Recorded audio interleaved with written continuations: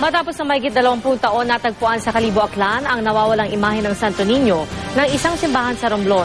Nakatutok si Sherry Anton. Taong 1991 nang mawala ang imahe ng Nuestra Señor Santo Niño de Romblon sa altar ng St. Joseph Cathedral sa Romblon. Posibleng pinag-interesan daw ang damit, korona at iba pang bahagi ng santo na pawang gawa sa ginto.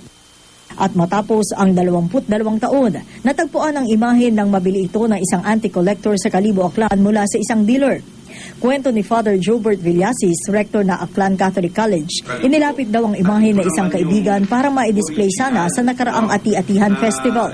Mismong dealer daw ang nagsabi sa kanyang kaibigan na ito ang Santo Niño de Romblon. Matapos ang ilang araw na pagsusuri ay nakumpirmang ang pag-aari ng Romblon Archdiocese ang santo.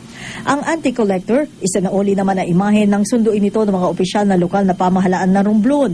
Bagamat wala na ang orihinal nitong damit at koronang ginto nang mabili sa dealer. Nung ninakaw siya, gold po pala ito, gold ito.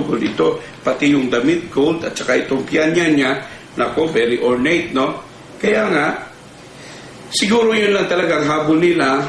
Sa Pebrero 9, isasagawa ang re-enthronement ng imahe ng Santo Niño de Romblon sa St. Joseph Cathedral. Sharian Torres, Nakatutok, 24 Oras.